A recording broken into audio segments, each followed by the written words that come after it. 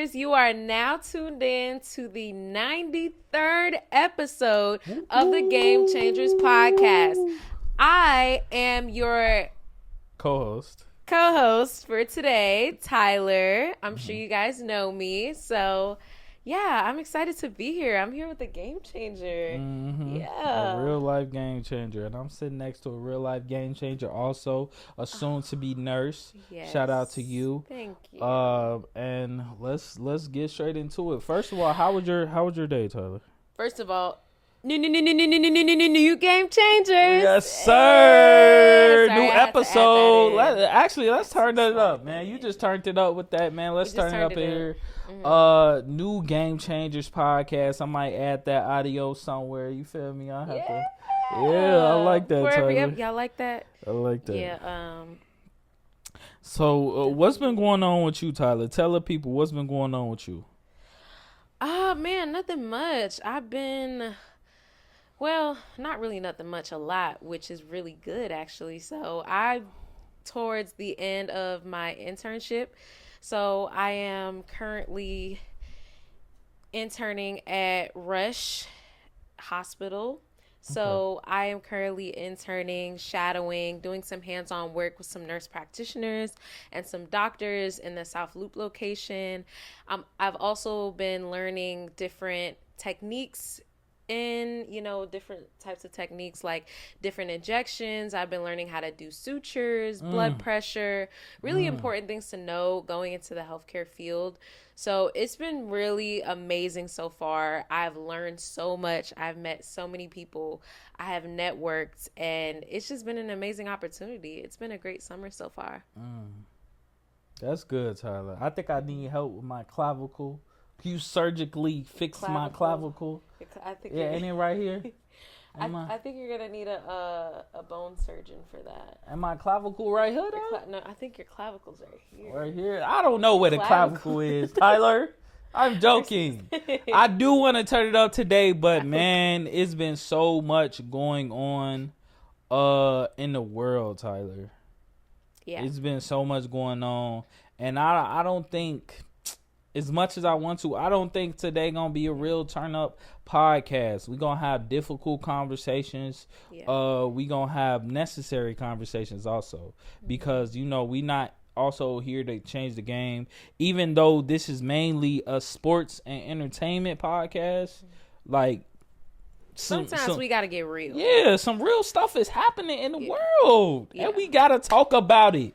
We gotta talk about it, bro. Y'all. And we're gonna start off, a little morbid, but of course you heard about the killing of Sonya Massey. I don't want to butcher her last name. Is that how you say that? Massey. Yeah. I'm not sure how to pronounce it, but that's Sonya, right? Yeah, Sonya. We Yes. know that's her name. So, basically, I think it happened.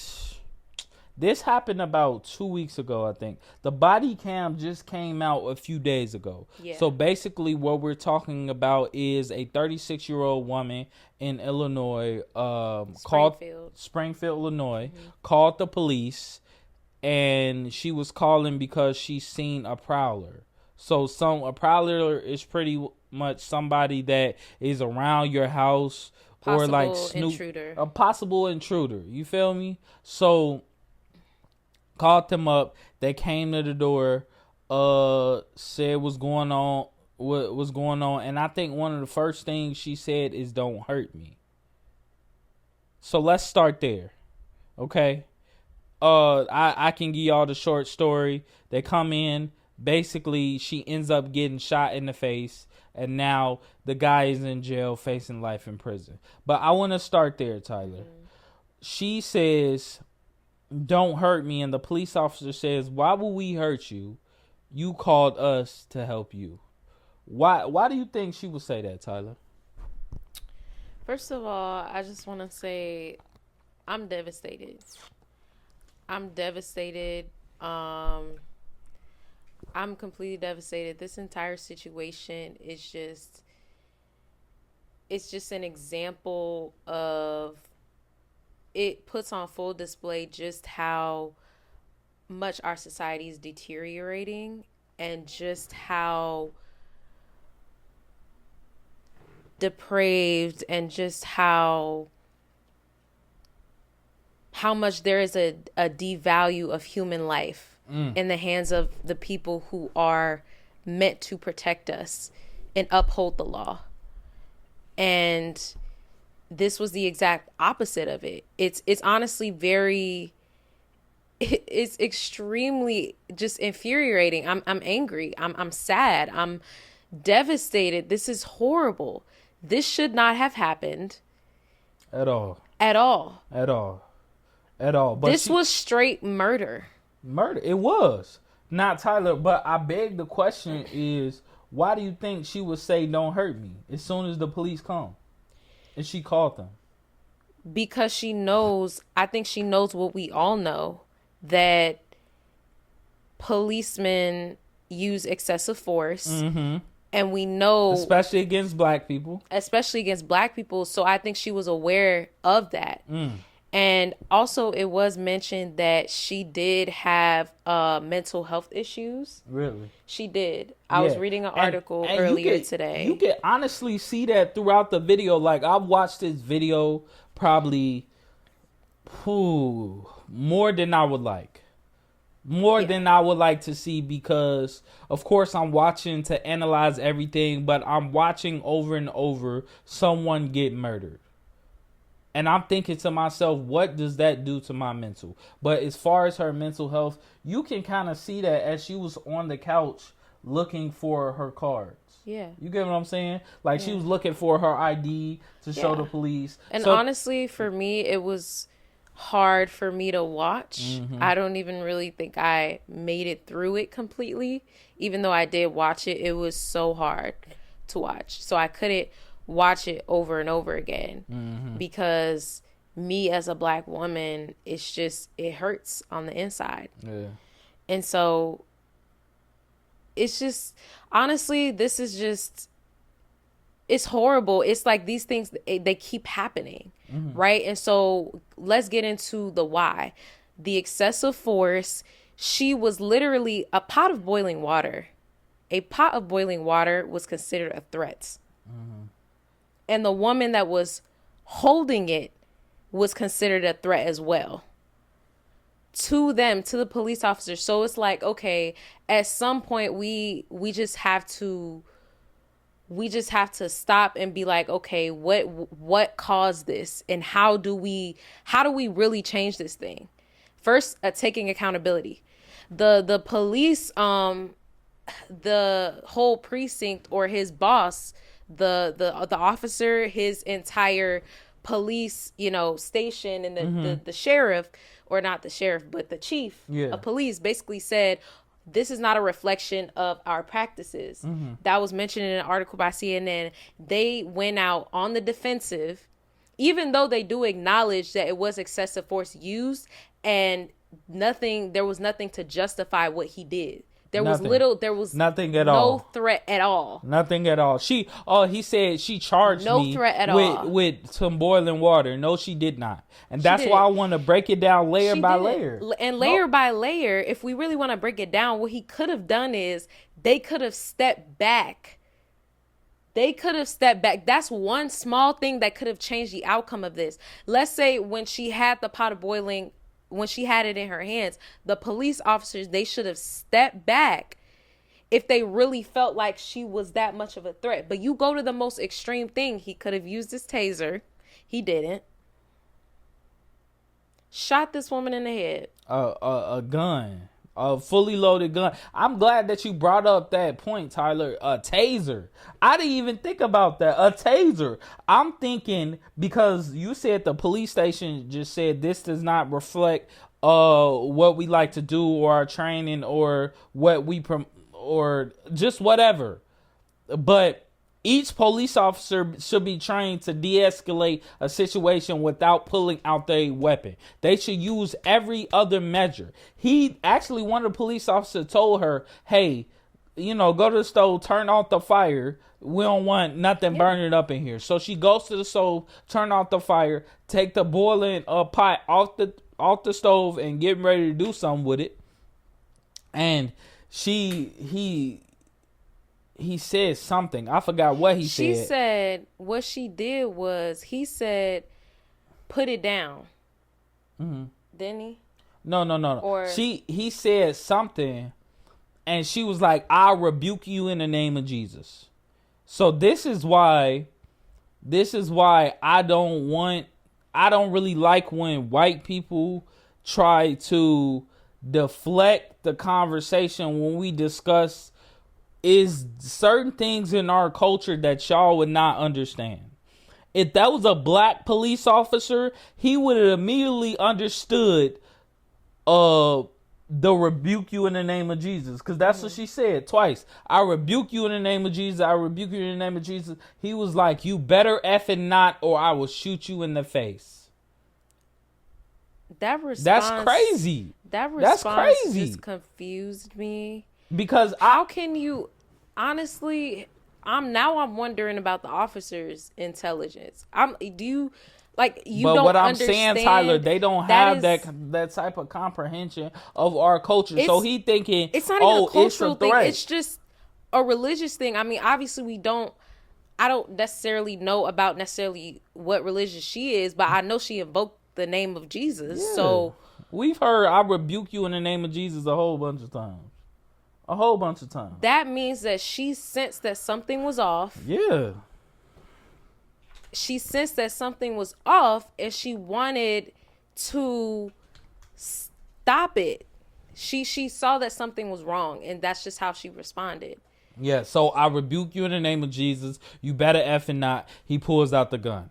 I seen this video in slow motion. She puts down the pot and she puts her hands up. And she says, I'm sorry as well. Yes, she puts her hands up, goes down. He said, oh, don't move, put it out, and shoots her. Shoots her in the head.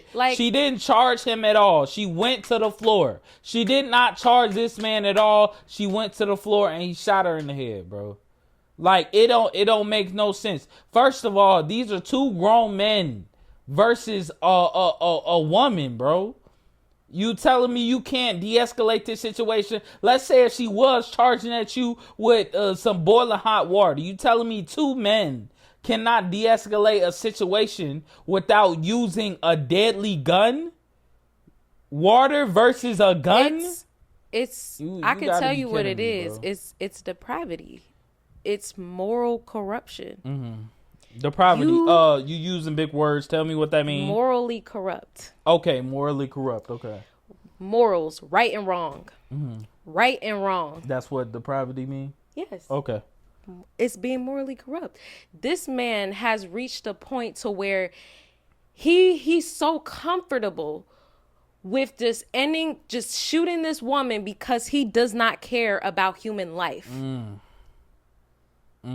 So for all you people that's saying that we making this a black thing, no, we're not. It's a human thing. This is what our world has come to. This is what our world has come to. And while his partner tried to save her, tried to stop the bleeding, first of all, before he even tried to stop the bleeding, right? Because it's actually required for policemen, if they enact force, unreasonable force on someone, and that causes, let's say they start to have health issues, they can't breathe, they're actually required to help them. Even though the police is the one that created the harm, right, they're actually required to go and help them. Really? So I didn't know that. Yes, I was reading that in an article today. And also, they waited over 2 minutes before they rushed to this woman to make sure she was okay. His partner waited over 2 minutes. And when he went to rush to stop the bleeding, the man that shot her just stood there. Yeah. And he said, I'm not even going to get my gauze. It's going to be a waste of time. Are you that calloused? He's crazy. He's crazy. And they show his tattoo. I don't know if these are facts or not, but somebody said on Twitter the tattoos that he had on his forearm was white supremacist tattoo. Look, and he walked out the house and he was like effing crazy B word. Yeah. Crazy B word tried to rush And me. he also said, well, we shouldn't waste the medical supplies on her anyway. Exactly. But guess what? Guess what I noticed from after that video too is a couple videos. Video when he went outside, when he was talking to his people, they was silent. They knew what was up. They was like, oh, one dude asked, where's the shooter? He was like, bro, you looking at him, it's me. And he was like, oh. And then a few people went in there and assessed the situation.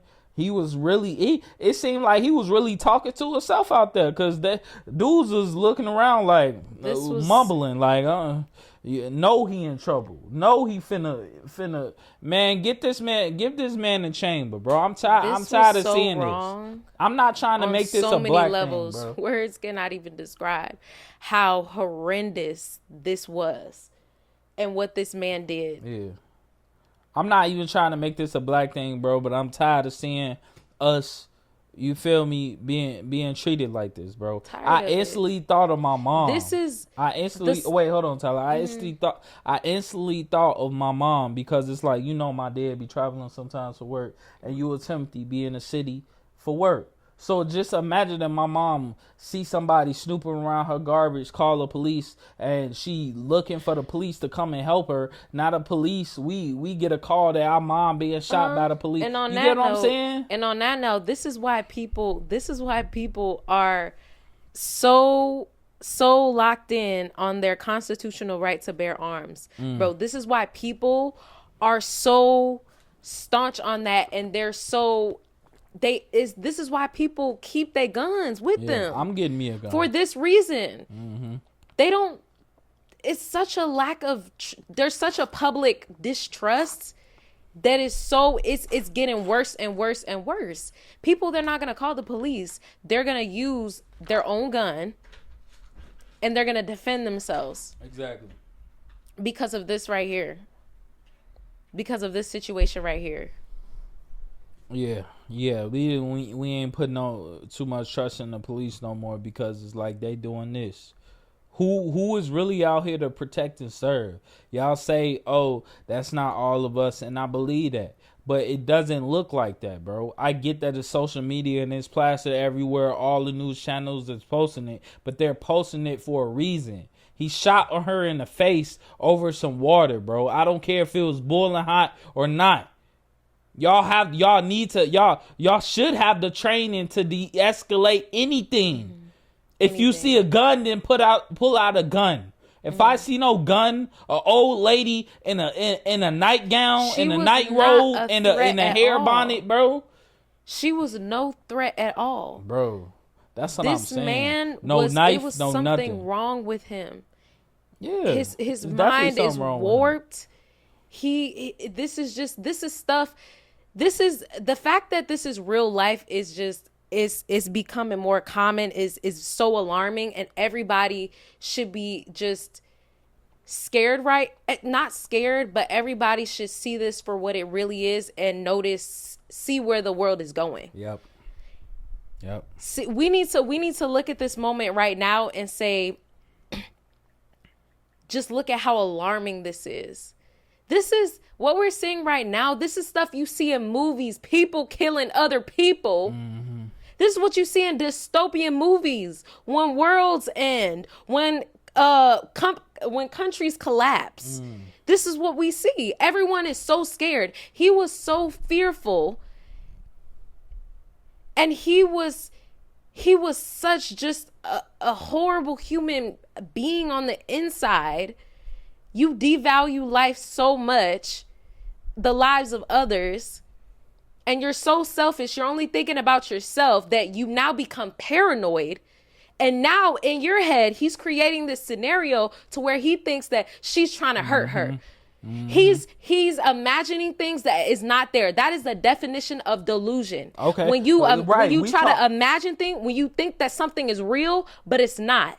That's when we talk about mental illness. He just said that she might have a mental illness. He had a mental illness. And we need to protect the people. We know it's a mental health crisis in this country. We need to protect the people who we know are going through this. It's everyday people. Some of y'all police officers got mental illnesses. And y'all not telling nobody. And they're supposed to be trained on how to deal with different types of situations. Exactly. This is a direct reflection of his training that he got from his police training. Come This on. is a direct reflection of that. Come on. And they need to start taking accountability. Exactly. This was a senseless killing. And Tyler, this body camera came after what conversation we just had the other day at Timothy's birthday about our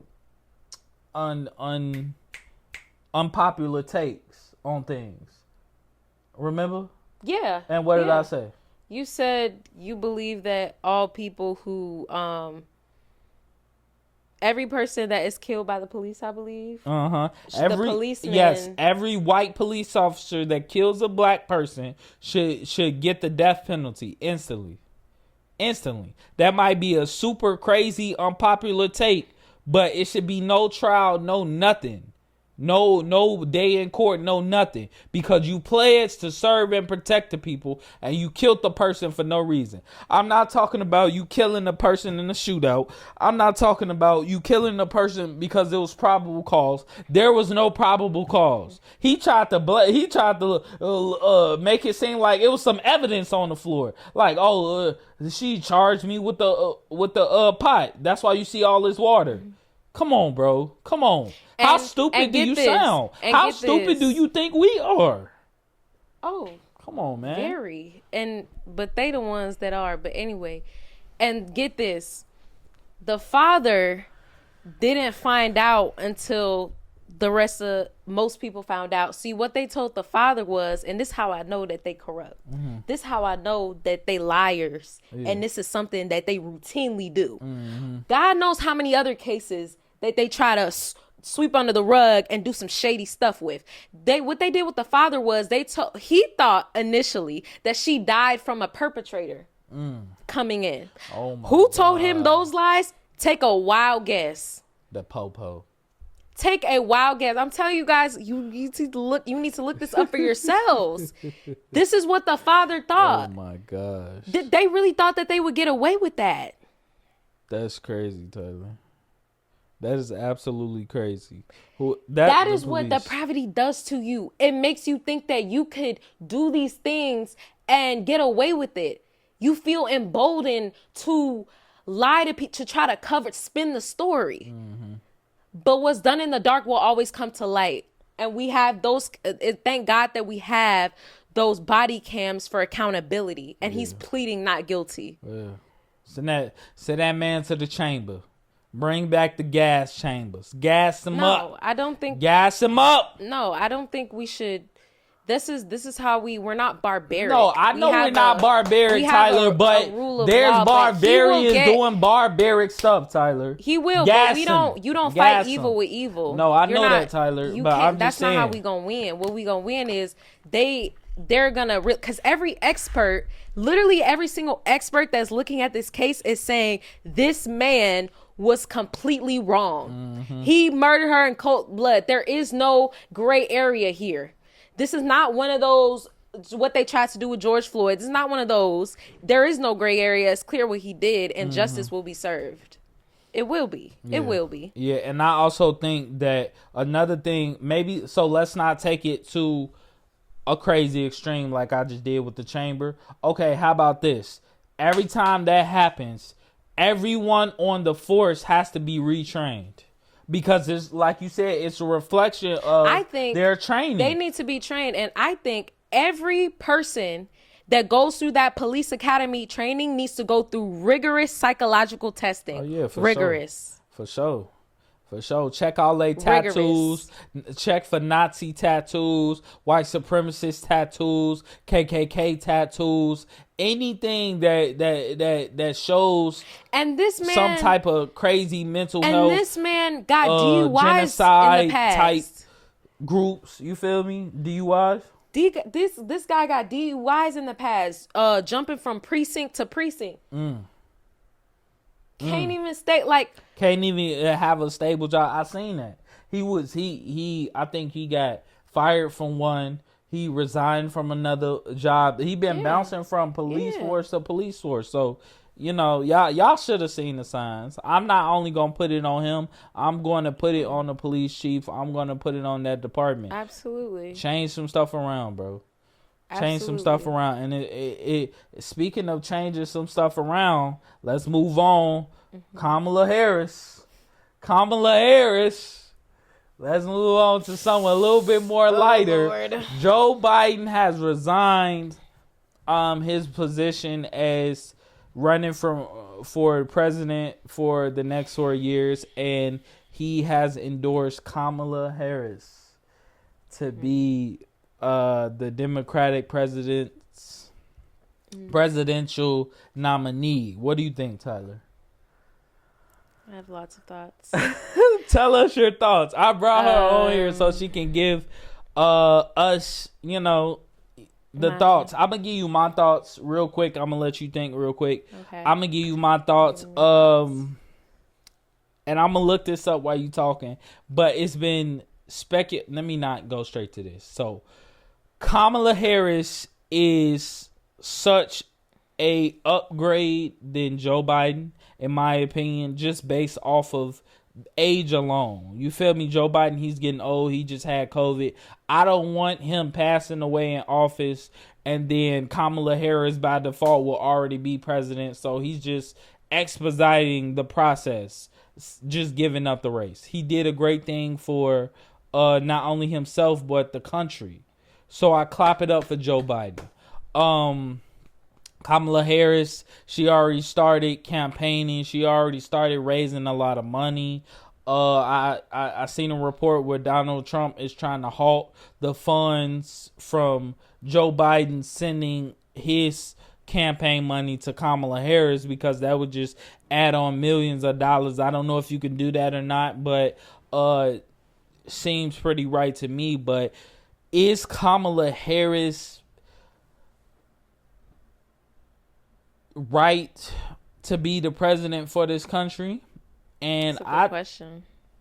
I think it's a complicated question, but if I'm answering yes or no, I'm going to say yes, because I think she can bring about real change, even though a lot of people feel like she's just a puppet for the Democratic Party, but I don't really see it that way. But I also don't have too much information on that. Like I told y'all, this is a sports and entertainment podcast, but we would not be the game changers that we are if we didn't talk about the politics that's going on right now. Really quickly. So give me your opinion, Tyler. So I think this is going to be similar to the 2020. I think we're going to get a replay of what happened in 2020 with Donald Trump and Hillary Clinton. Look, y'all. Honestly, for me and where I'm going to cast my vote, honestly, it's not about my opinion because I think the fix is in. And when I say the fix is in, I think based on what we've been seeing with them, she getting so many people to coalesce behind her and to galvanize and to just, pool all of the resources they can to try to get this woman elected. Now, remember, it's the people who elect, right? So me personally, I think we're going to have a replay of 2020. And I think because in 2020, Hillary won the popular vote, but Trump won the Electoral College. Now, we think when we vote, we think that we're casting our vote to actually, when you're voting, you're not actually voting for the presidential candidate. You're voting for your elector. So there's something called the Electoral College, which is basically a system set up to it's based on population. So based on the population of your state, you have a certain amount of number of electoral votes per state. Okay. So the bigger states have more electoral votes. Okay. So in the presidential election, in order for the president to win, it has to have 270 or more electoral votes. Educate them, Tyler. Go per ahead. state. Okay. So if we want to think about just casting ballots, back in 2020, more people voted for Hillary, but Trump still won because he got the states with the most electoral votes. Right. So if you ask me, I think Oh, for sure, Kamala is definitely going to get the popular vote. She's definitely going to get more people voting for her. Of course. But if you want to ask me my prediction, I think Trump is going to get them states. And obviously there are swing states, obviously, that might swing Democrat, might swing Republican. Right. But I do think it's a really good chance that Trump is going to win the electoral vote, which means that he wins the election. The electoral college. That's what really determines these. So does Kamala have your vote though? Yeah. Okay. But what I'm saying is, even if I do, I'm saying is, my opinion is, I think even it doesn't really matter if I vote for Trump or Kamala. I still think Trump is going to win. That's just my prediction. Now, if I'm wrong, I'm wrong. Right. Which a lot of people do think that Trump is going to win. It don't matter. Honestly, even if I do vote for Trump or if I vote for Kamala, I think Trump is still going to win. Because I think what the Democrats are doing now is reactive. Yeah. We all know the mistake that they're making, that they should have been prepping a candidate years ago. But that just to me, this all just seems too well planned out for me. It just seems too strategic. Like something is happening behind the scenes that we're not seeing. This is strategic. And I don't know. I don't even know why they would do this. I think the Democrats, it's like they're just so hell bent on arguing with the other side. I got you, Tyler. Wait, hold on. But I agree with you. But how could they have foreseen Joe Biden being sick? I believe they knew about his health condition for years. Ooh. See, this is how health works, Democrats, you guys. She's saying y'all shiesty. I think y'all shiesty. Look, I criticize both sides. Okay. But here's the truth. Here's a little something about health. A health condition like the one that he has, God knows what it is. It does not. This doesn't happen overnight. Talk to This him. is not something that manifests overnight. It's chronic. Future nurse. It's chronic. This is something that's been happening for a while, and they've known about it. Now, I'm not sure whether or not, depending on who knew and who was keeping a secret and who wasn't, but now is when they decided. It took pressure from their own party, because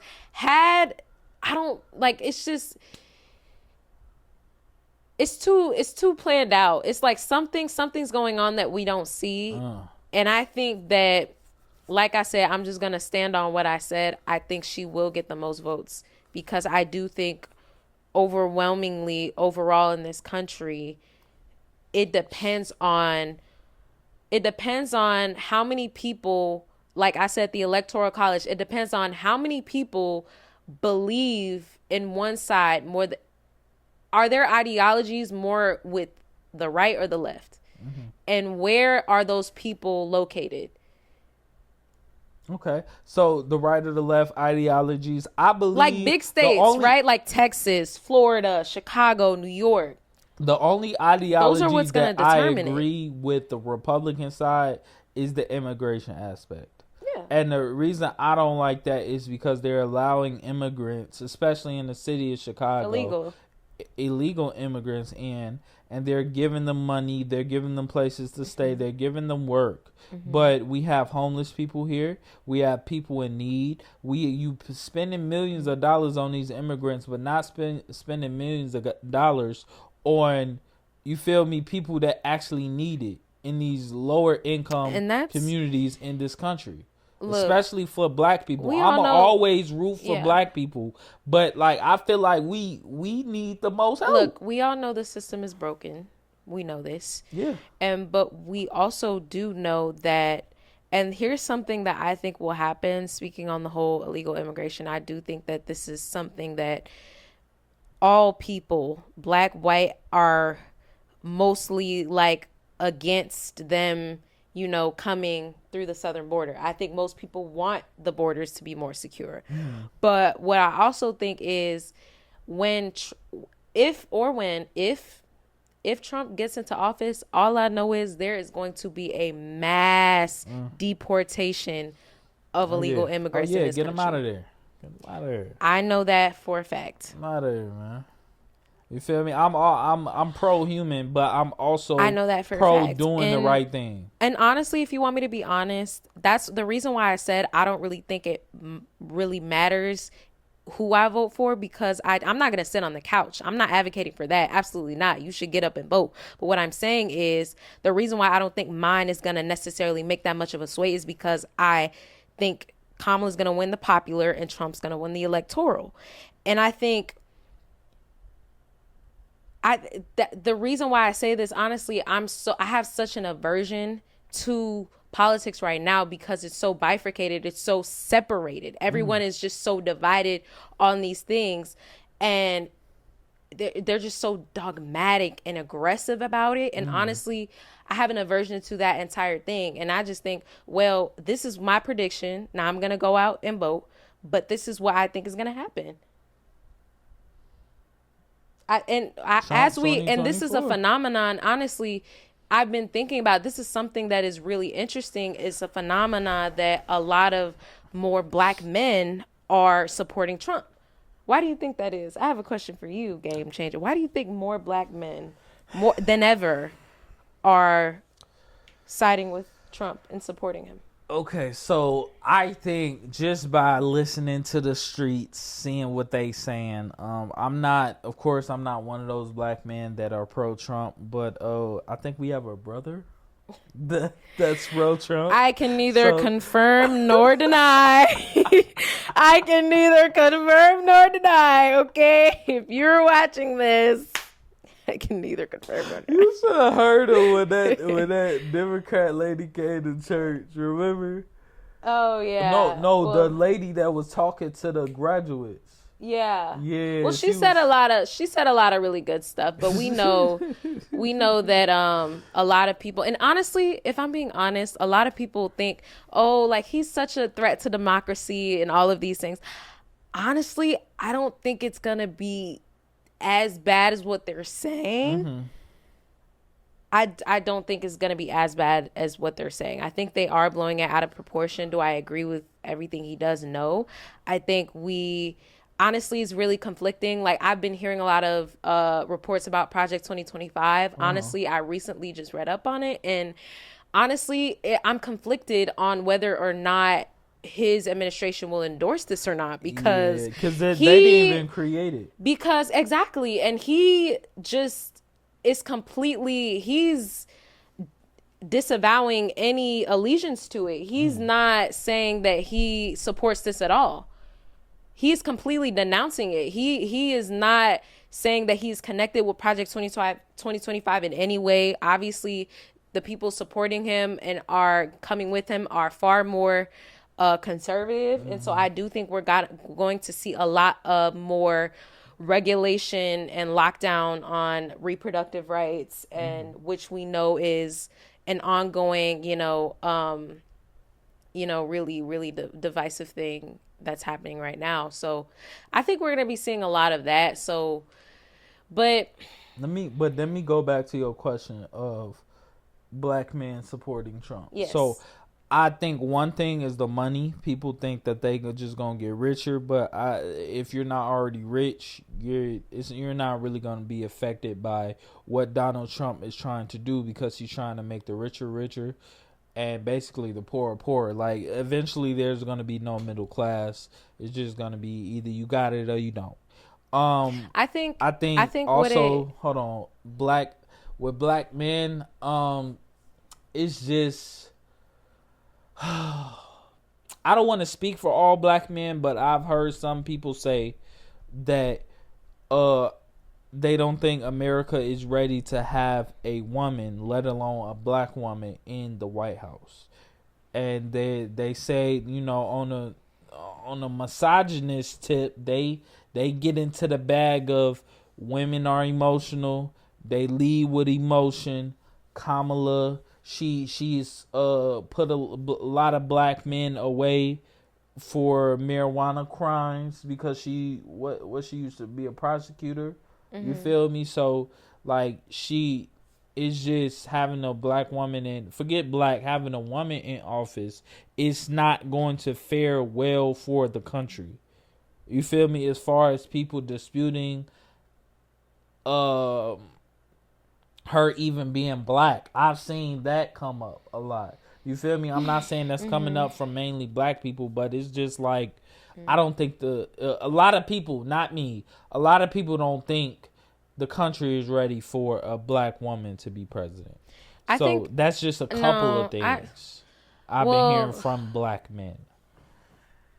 I don't think it's a question of whether or not the country's ready. I think the country's ready. I just think the country is not in a place to have one right now. I think with the state of politics right now, it is just so... It's crazy. It's crazy right now. I feel like it's ruthless and it's cutthroat. And Kamala she may be cutthroat too, but I don't think that... I feel like it's going to get critical to the point where is she going to be ready for that? Yeah. Do you think that she's ready to be president? I think both candidates. Should she be? Is she ready? I think both candidates are qualified. Okay. But in terms of being ready, I mean, I don't know. I mean, I think she thinks that she's ready, and I think a lot of people have really conflicting opinions on it, and I think that both candidates are qualified and bring something to the table. I just think it's all going to boil down to what's the reality, and I think we just need to prepare for what's going to happen. Yeah. Like guys, I'm telling you, it's going to be like deja vu in 2020, and then everyone's going to be shocked again. Oh my gosh, Trump won again. The world is burning. Everything's over. Stop being so dramatic. The only thing about Kamala becoming president, and we could shift to this topic of Israel versus Palestine. Like, that's been a big thing, and Democrats are supporting that. Like, even today, the prime minister for Israel, they were protesting in DC about it because Netanyahu, that dude, came. But what I do want to say is, I think with the state that politics is right now, I think it's really bad for the people. I think it's not helping anybody, and we need to focus on unifying, coming together, finding common ground, having conversations so that we can come to a conclusion. Because who's hurting?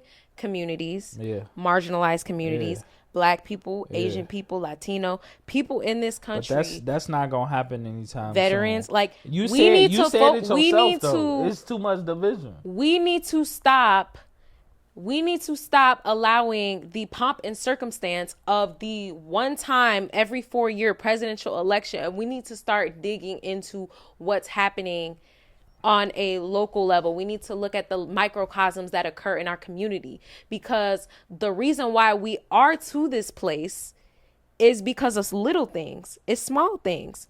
It's the small bills that they pass. Okay. It's the small things, people that they put into place, into power, in the House of Representatives, in Congress, and your local representation of you and your city and your state. Like, if you live in Illinois in the South suburban area, this is another thing to know. Did you know they're increasing the taxes? Really? Property taxes are increasing. Woo, Jesus! I'm gonna have to move. Higher than it ever has been before. I'm gonna have to move, Jesus. So it's like, we need to stop being enamored with the president and the macro, and start doing in our community. We need economy, because that is collapse. That's what we need. No. We need the economy to collapse so everything can reset. No. So the money can reset. I don't know. I'm Tyler. Wait, hold on. We need money. Who is gonna get us money? All right, let's get down to the truth. Look, the nitty gritty of all this, man. I need money. Look, if you want to talk about that, I need some money, and I need things to be affordable for me. TJ, who gonna do that for me, Tyler? Here's what it boils down to. If Trump is gonna do that, vote for Trump. 2024, vote for Trump. If Kamala is gonna do that, I'm just saying, man. Let's keep it real. I think it's fundamental. What do we need, bro? Do we need community? right now, or do we need money? We need to come together. What do you mean? We need which we one need is education. right? Yes. We need to stop being so easily influenced, misled, and led astray. We need which to one start, is gonna be more beneficial for us now? Then we need to start. Huh, Tyler? We already have education.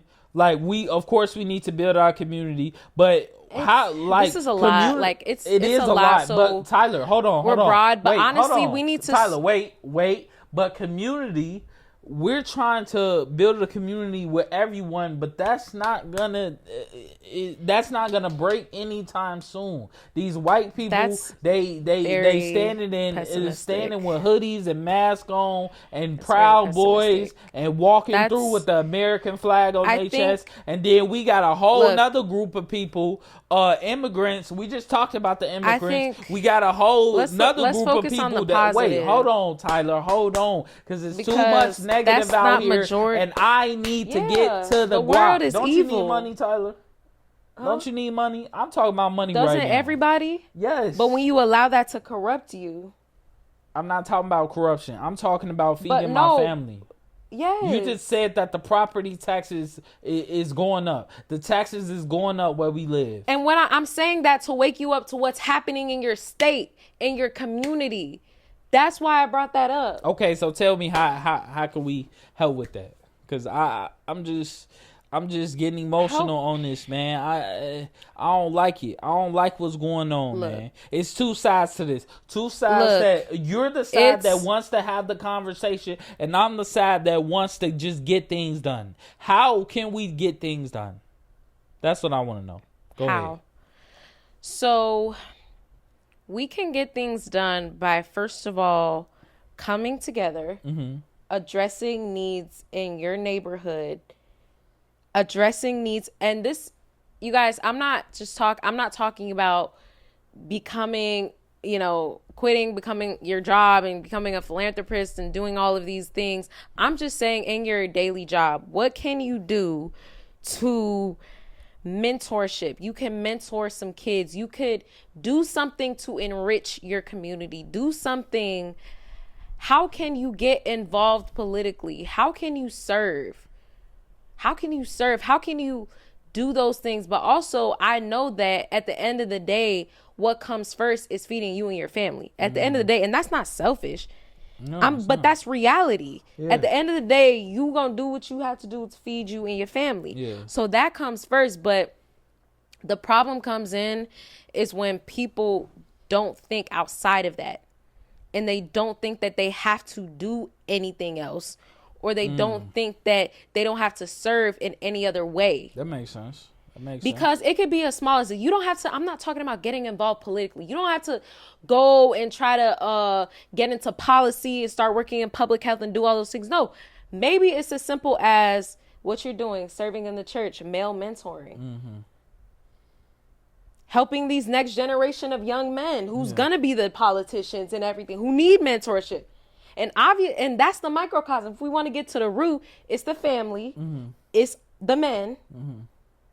And it's cultivating positive relationships so we can keep our families together, because that's the backbone of a society. It is, especially the black community. And I'm telling you, this country is on a moral decline. It's a decline in religion, religiosity. I don't care what faith you are. It's like the less people that are in faith, it's just, I'm telling you, it's not good for countries at all. It's not good. If y'all are more worldly than y'all are spiritually. I'm sorry, but this, at the end of the day, I'm gonna be advocate for Jesus Christ. They need Jesus. Jesus Christ. You need to find but there is no connection to that, and so that contributes to it as well. So I think it's a lot of things, and this is y'all need Jesus. Yes. Basically. Come on, man. At the end of the day, I'm going to stand on what I believe. Jesus Christ. He's the way. At the end of the day, it boils down to that for me. But I do think the pervading narcissism and selfishness in our world is evil. It's evil, y'all. This stuff, This selfishness, this me is what is driving our society down a dark place. Our world, our country. And speaking of that, I know we were gonna mention this later, but LeBron. Okay, LeBron getting to some sports. You see her? Hey, James. LeBron.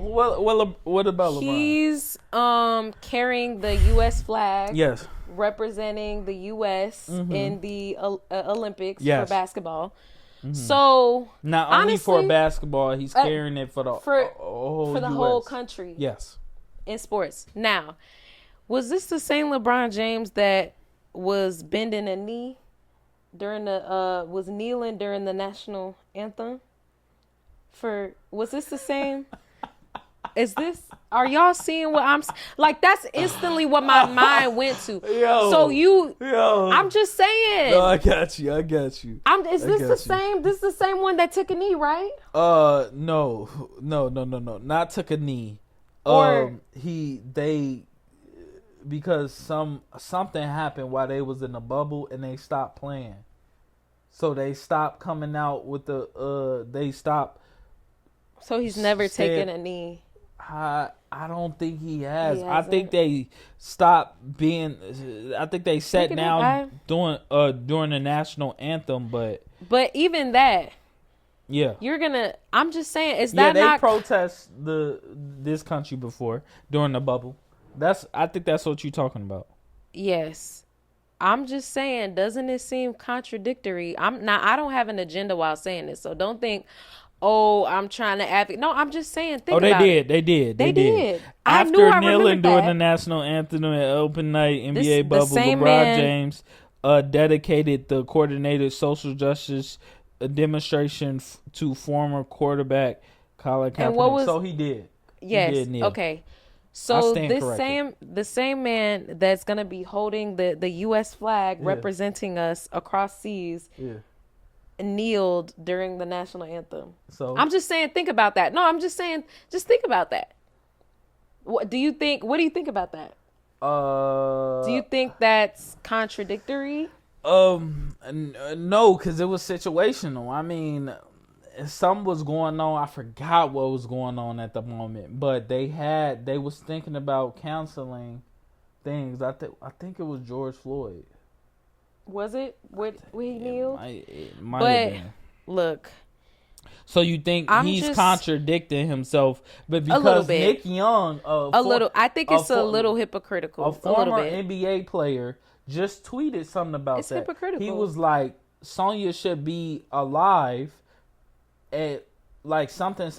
Yeah. Why is the player still playing for the USA if this is happening back home?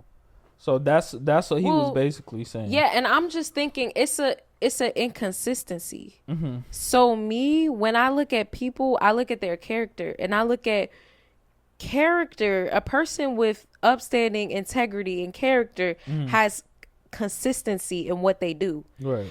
And when I'm looking at that situation, those two scenarios, it's not isolated. It's connected. Because it's indicative of who he is. Right. So what I'm saying is it's an inconsistency. So that tells me, I don't really know if he really is doing this maybe because he's just been in the league for a while and he feels obligated, or does he actually is grateful and have pride in being an American in this country, because we know it's been a decline in patriotism. So we know, and is that really good for our country? I'm telling you, countries they fall. Rome, the greatest, one of the quote unquote greatest empires in the world, fell because of division. Division now, within their own people. So I'm just saying that's just something to think about for the people that are watching. LeBron James is support this country. Do you think he actually truly is proud to be an American and has pride in this country and really truly does not take it for granted? Like, you could protest your government, but it's the difference between doing that and like there's a delicate balance. I think he loves the game of basketball so much, and he knows that this is going to add to his resume. So if he goes, so he's doing it out of obligation. So if he goes to get gold, it's going to add to his personal resume. As far as his socially, he's with us. He's with Black America. But he's against I just want to say this: being with Black America does not mean you're against. But listen, Tyler, you didn't let me finish. He's against the power structure that deprive people of their basic rights. Yes. So if that is the American government, then and we're allowed to protest our government, right? So that don't mean he can't carry the flag.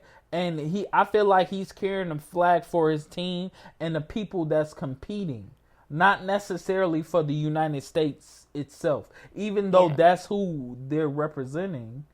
You get what I'm saying? I just it's worry. More of an athlete thing. I get what you're saying. I just worry about the long-term implications of what that represents, of the overall decline in faith in our country and looking at the upside.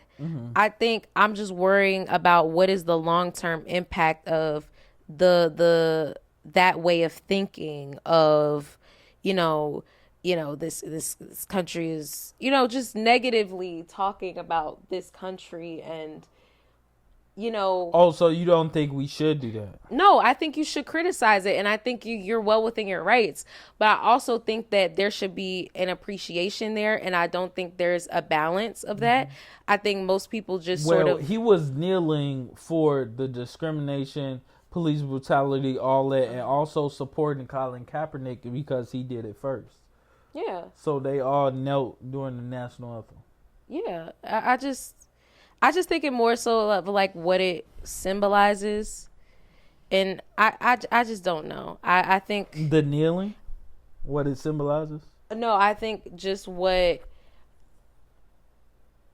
it can represent, doing what those two situations, the kneeling and the carrying the flag, how it could look, and why we don't have like a consistent identity as an American. You know what I mean? Like that consistent identity of this. Okay, I get what you're saying a little and bit. I know we have like our issues and everything like that, but it's just it's like sometimes you have to put things in perspective. Sometimes in order for us to see the reality of what's happening in our country, like bad things unfortunately happen, and then we have to realize, and we come to our senses and realize what's really important and how this division is going to lead to our downfall. It's going to lead to our downfall. I got a question for you. What do you think LeBron James' identity is?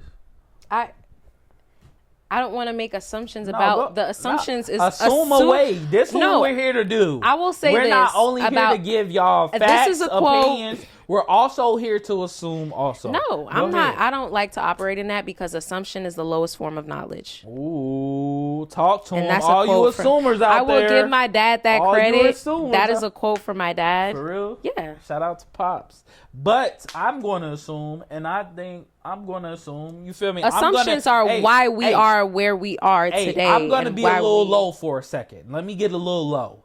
I assume that LeBron James, his identity is one of a stand-up father, a stand-up dad, and a stand-up man that's going to stand up for what he believes. I'm not attacking So I'm not saying that I'm just saying he doesn't believe in the country. I believe that LeBron James does believe in the country, but I don't think he believes in the people who are running the country. So, of course, LeBron James is going to lead his basketball team to a gold medal in 2024 and leave and go about his business and retire. Yeah. You feel me? I feel like if LeBron wasn't retiring, maybe it would be a different conversation because so much is going on. But I still, if he was retiring or not, I believe that's his identity. Yeah, and I think this is why it's important. Like you said, he's a father. Yeah. He's a good man. Mm-hmm. He has integrity. He has morals. He has a code. He does things with excellence. He strives for greatness, and that's something at the end of the day that's the root. What it boils down to is strengthening our families in our communities, and not relying on the government to solve everything, because when they get involved, obviously the government has done good things, but it's not always good. It's because when the government get involved, people get killed. Things happen. Honestly, it's just I think we just as a society, we just need an entire revamp, and we need to start being more compassionate. And it really goes back to identifying with our common humanity. That's why that police officer shot that girl. He was so desensitized and mentally disturbed, y'all. Yeah. It's people that's disturbed. The chamber. So we need to focus on what really matters, which is family and unifying and having conversations, not making assumptions, having educated, informed opinions. Hey, Maestro, could you please bring her a tissue, please? Bring her a tissue, please. Please. She's about to cry. We just went down this entire rabbit hole. I know. You guys were all over we the did place. it, Tyler. We did it. Yeah. We did it. We talked about it. We did it. I'm Trump here to Harris, unify. we gonna have to see what it's We'll see, what but it's you about, guys heard my predictions here. Yeah. I'm voting for Kamala, so Yeah. You guys vote for whoever you want. It's your choice. Yeah. It's a free country. Yeah. So. Just don't vote for Trump. That's all you gotta do. I didn't say that. No, I'm saying that. Don't vote for Trump. How about that? He can say that. I can say vote for whoever Trump, you want man. to. Don't do it. Don't do it, man. And only time will tell. Wait, but I just want to get back to that real quick. I'm all for empowering people. Real quick, yourself. I just wanted to get back to that point of Israel versus Gaza, the Hamas versus all that. You get what I'm saying? It's a lot. Israel and Over 100,000 people have already died. I think 180,000 civilians. I'm not even talking about Hamas. I'm talking about civilians Israel has killed. So I want y'all to vote for that too. I don't know what side Trump is on if he gets into office, but I just want that to be over, because I don't want to see genocide, because that can lead to so many other things that can put us in a grave situation where we will have to make a decision on what we're going to do, because people are going to start picking sides. I'm talking about countries picking sides with each other. And if certain countries pick sides with other countries and we're friends. World War? Right. World War III. World War III. Come on, man. Look, guys, I am not an expert on geopolitics, but I will say this. It's two sides. It's two sides here. Either people think that we're too involved overseas and that we're shelling out money that you don't know where it's coming from. We're too involved. We just need to be America first.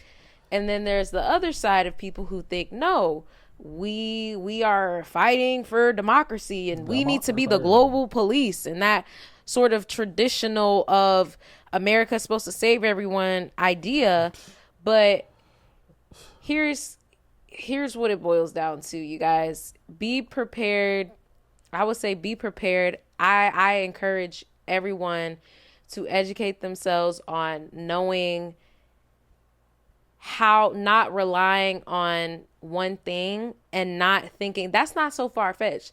Like, even it's been talks about civil war or like World War, whatever that, right? Mm-hmm. You shouldn't be scared. You should just be more empowered to know how to sustain yourself and educate yourself. Ready. Learn how to grow your own fruits. Get a click, clack, patty, whack. You feel me? Get ready. All I gotta say is catastrophe has a way of waking people up. Mm-hmm. I'm already woke. I already know what's happening, and either way, your third eye is open. I don't know what that is. I really don't know what that is. What is a third eye? A third eye? Something where you see things that a normal person won't see. No, I'm not no witch. I don't know. That's witchcraft. I don't know. Oh, I don't have powers. No, look. All I know is TJ. I lost my point. No, it's okay. It's okay. We can get off this. We can get off this. Let me say this. All I know is that either way, I'm not fearful. I'm not fearful at all. Either way, because I got God, I got Jesus, I'm good. Okay. That's all. Okay. Speaking of which, did you want to do a deep dive into the movie that we seen? We saw Long Legs. No, what 2 weeks ago? We seen Long Legs. It was a good movie. It was a little demonic for Tyler. It was evil. But it was a good movie. It was demonic. Yeah. It was. I have noticed there's just been such an uptick in all of these satanic movies. It's an agenda. Somebody in Hollywood got an agenda, because it's like, where are the happy movies at? It's like they're in it. Part of Inside Out for kids. Why do they only think that kids like happy stuff? You think when you old, you just turn twisted and evil? I like happy, jovial movies too. Oh, they out there, but it's an agenda, and we know. We know the devil's real. Yeah, we all know that, us believers. Yeah. And we know he is constantly working and attacking, and we're more than conquerors, right? That's what the word says, right? Yeah. More than conquerors. And so, but it's scary though. It's scary because people, they don't see it. They can't see what's really happening, and what's really happening is spiritual, not physical. It's deep, but I don't want to get that deep. Why are you showing me? Okay, change the topic. No, let's change the topic real quick. I want to get on sports real quick. Watched all. Christ is King. God is good. That's it. I've watched all the USA games, and I think they were needed to test the USA. Close game versus South Sudan. Close game versus Canada. Was it close? That wasn't Canada. With the USA? Canada. What game did they play last? Oh, they played close game against Germany. But it was really shown that LeBron James is the best player on that team and the best player in the world. He came in clutch in the fourth quarter. He did, yeah. He came in clutch. Yeah. He came in clutch. Literally the oldest player in the NBA, y'all. One thing about He's LeBron, not the oldest, but one of the oldest. One of the oldest, 39, one of the oldest. But y'all, he know how to grind it out and to come through for the team. Yeah, he do. He has this uncanny ability. He is the person, he's the backbone. He's the one that you can always rely on to just come on. Yeah. Come through. Yeah, he can come through for the team. He always gonna come through. Yeah, LeBron James is definitely that type of player, and that's why he's holding the flag, because everybody noticed that even though they didn't win the championship throughout the season, what he's doing at 39 years old, damn near 40. You feel me? Now about to be playing with his son. Unthinkable. Playing with Bronny James. That is so historic, y'all. That's amazing. So now they're about to go play in the Olympics. Steph Curry. Anthony Davis, all them. That's a super team, y'all. No wonder they're 5-0. No, they're definitely a super team. That's a super team. But they are going to be playing some good teams. So fingers crossed on them. Hopefully they win gold. But I just want to touch on one last thing real quick. Paul George, he was talking on a podcast, and he said that when he got to LA, people was telling him, you should have went to the Lakers. And honestly, Paul George, you should have listened to them. You should have listened to them, bro, because your tenure at the Clippers was not the greatest. I mean, probably personally it was okay for you, but I would say that's horrible. For Paul George and Kawhi Leonard to be on the same team and not even get to NBA Finals is crazy. I don't know if y'all got to a conference finals or not, but y'all lost. That's all I know is y'all lost. in the Anthony Davis, LeBron James tenure, they got a championship. And I'm only comparing the two because of two things. They live in the same city. And once Paul George and Kawhi got there, they were saying like, oh, Paul George and Kawhi are going to be a better duo than LeBron and Anthony Davis. And that has not been the fact. Kawhi has been hurt. Paul George has been inconsistent in the playoffs sometimes. But Anthony Davis has been a little bit inconsistent also. But he's been more consistent than both of them in winning a championship with LeBron James. Mm-hmm. So it's like if you went to the Los Angeles Lakers, we could have possibly won multiple NBA championships if you were there. And I'm just speaking from a biased point because I am a Lakers fan. But Paul George... You made a mistake, bro. You made a huge mistake. And it cost you, 4 or 5 years of your career. Isn't Anthony Davis and LeBron James like the dynamic duo? Yes, they are. They're like the dynamic duo. Yeah, and they've been the top 2 players on the USA team so far. Yeah, they're great playing together. So, I mean, bro, I know you wanted to start your own legacy, but now you're on a whole nother team. It's like Mike and Scottie Pippen. Exactly. Now you're on a whole another team and you're looking to win the NBA championship with Joel Embiid, but it's not going to happen. Joel Embiid is very injury prone. I don't trust him. You got Tyrese Maxey on the come up, but that's not going to be enough. Especially in the East with the stacked Celtics. The Knicks got better. Like, okay, people are saying all these good things about Philadelphia, and I know the fans of Philadelphia are happy, but it's not happening, bro. Y'all are not winning an NBA championship. I promise you, LeBron, he'll win another championship before you'll ever. And I don't mean no disrespect, Paul George, but that's what it is, bro. You made a mistake. And when you sleep at night, you're going to know that you made a mistake because multiple people have told you. Even when you got to LA, people were telling you, why didn't you sign with the Lakers? So I'm pretty sure people are telling you right now, you made a mistake. And you did, bro. That's probably one of the biggest mistakes in NBA history, Paul George going to the Clippers, bro. You should have went to the Lakers. I'm sorry. You should have went to the Lakers. Mm-hmm. You should have signed that extension, bro. Like, and even let's say if he did just get traded from OKC to the Clippers. When he signed the extension with the Clippers, he could have became a free agent. Well, there must have been some reason why he went with the. He wanted to start his own thing, and he believed in him and Kawhi. But you can't have two people who play the same position win the NBA championship. Yeah. You feel me? Yeah. It's just, it's like a positive and a positive doesn't attract each other. They repel. Exactly. You need a balance. Exactly. Yeah. You get what I'm saying, Tyler. Yeah. You get it. Yeah. So, that's pretty much it I got on sports. Do you have anything else to say to the people, Tyler? Did you see the Amber Rose and Jocelyn fight? No, you didn't. Amber. Never mind. Is this the same Amber Rose that went in the RNC? Oh my God! And did a speech? I'm sorry, y'all. Yo. Bro, these people. Tyler, they do black? one thing. Is she black? They say one thing the one day and then do one thing the next day. Is she black? Amber Rose? Yeah, I don't think she black. I don't know, but I think I saw an interview with Dr. Umar. I know he said that. Amber Rose actually texted Dr. Umar and said the reason why she felt like she started saying that she wasn't black is because she felt like her own community did not accept her. Really?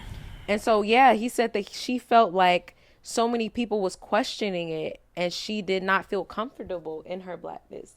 Okay. So it's like, at the end of the day. Okay, then I'll take it back. I kind of get that because if you feel like trauma. You were it was a trauma response. That's why yeah. she said that. Yeah. But she shouldn't be up there chucking and jiving for Trump.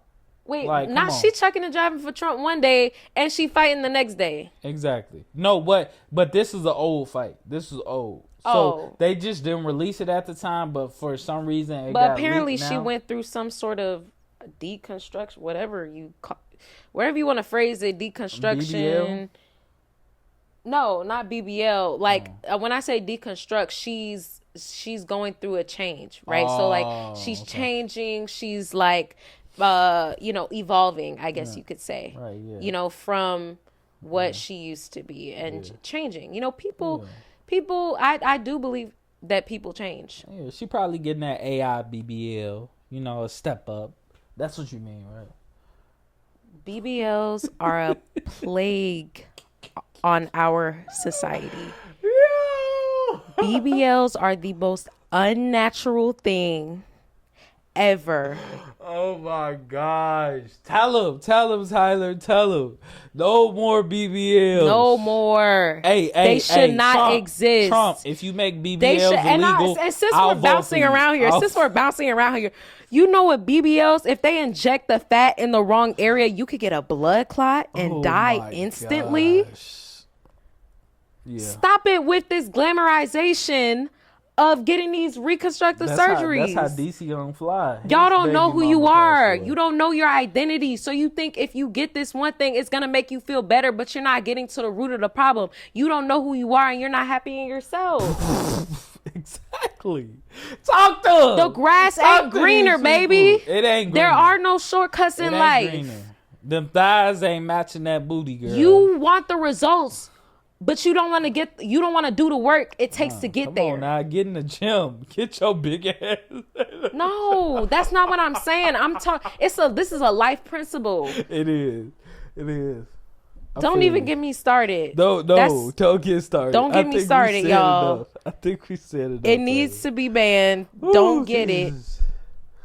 Oh, Tyler, I really enjoy your company every time you come and record with me. Look, you better not bring nothing else up. I appreciate y'all don't want to be sitting here for another hour. For another hour we can go because me and my sister, we talk like this all the time. Yeah. I appreciate Tyler for coming on. Let's clap it up for her. Tyler Hamilton, we had a good discussion today. Again, it was fun. Rest in peace, Sonya. Hopefully, we get justice for that. Hopefully, we figure out who our president is gonna be, and hopefully, praying for her family. You know, this country just gets better. Let's pray for the country. Yeah. Pray for your people that you know are struggling. Pray for the country and look to Christ because he's the solution. He's the way, the only way. And that's really how we're going to see some change happening because Christ changes people. Amen. Christ is the original game changer. And we just that was good. and we just two game changers trying to be more like God every day. So we just giving y'all this word. Walking this faith out. Exactly. With Christ. As game changers, man. One of the most important things in this world is to try to, help others because a little bit of inspiration, y'all. Just a little bit. It can go a long way. Remember that, y'all. Mr. Game Changer, Tyler Hamilton, we signing out. Signing out.